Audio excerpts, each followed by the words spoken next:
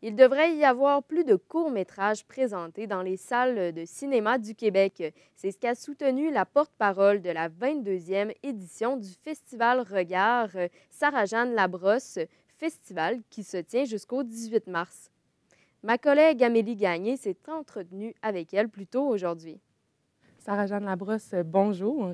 Bonjour. Vous êtes dans la région pour le festival Regard. Oui, exactement. Puis, vous avez une bonne portée au niveau des jeunes, surtout avec les réseaux sociaux et puis aussi avec la série Le Chalet. Oui. Est-ce que vous croyez qu'en tant que porte-parole, ça va attirer cette clientèle-là à venir suivre le festival? Bien, en fait, je pense que c'est une des raisons pour lesquelles j'ai été approchée. Je pense que quand on cherche un porte-parole puis qu'on est un événement, on essaie d'aller chercher un public différent à chaque année. Puis c'est vrai que les jeunes me suivent grâce à la série Chalet. Puis avant ça, il y avait la part du 5e. Tu sais, je suis présente à VRAC puis sur les réseaux sociaux. Fait que oui, je pense que c'est intéressant pour moi de mettre le festival en lumière puis que les jeunes voient ça puis qu'ils s'intéressent au court-métrage parce que c'est pas assez mis en lumière, à mon sens, le format du court-métrage. Donc, c'est l'occasion pour moi d'en parler.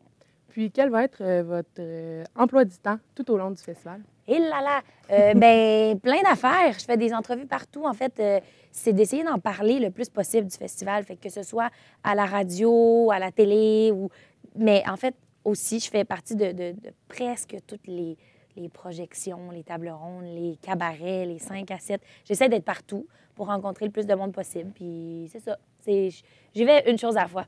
J'ai un horaire quand même chargé.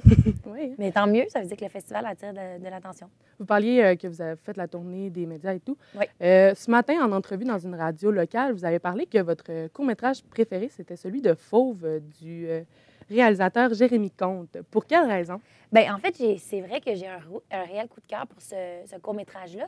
J'ai pas tout vu les courts-métrages qui vont être projetés cette semaine. Fait que je peux pas dire que c'est mon préféré officiellement, mais je peux dire que c'est un grand, grand coup de cœur pour moi parce que le jeu des comédiens est tellement bon, sensible, réaliste. Le traitement est surprenant.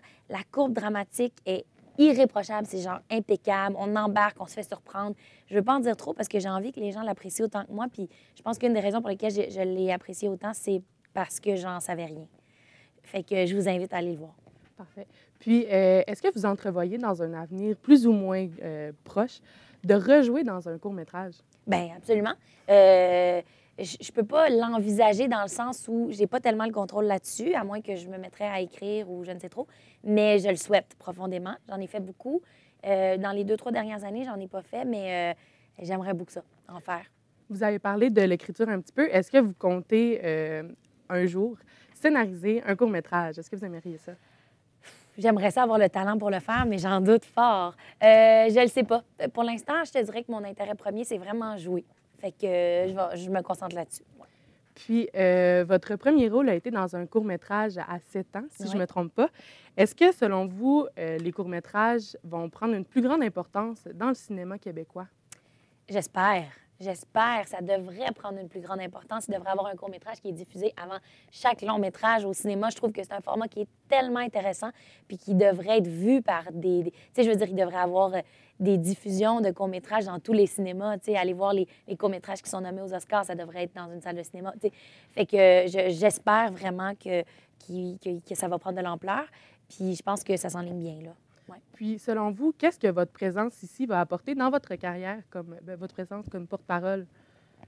Je le sais pas. J'y ai pas pensé. Je le fais pour le plaisir parce que je pense que c'est un match qui est comme organique dans le sens où ça marche bien. Le festival et moi, on a des valeurs similaires, on a des intérêts similaires, donc on forme une bonne équipe. Mais après ça, ce que ça va m'apporter, bien, je le sais pas. C'est des belles rencontres, je pense. Puis les rencontres, bien, ça peut mener loin.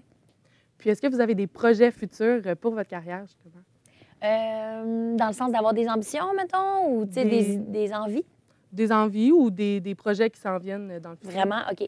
Bien, dans le futur, là, j'ai les prochaines saisons de la série Le Chalet puis Les Pays d'en haut.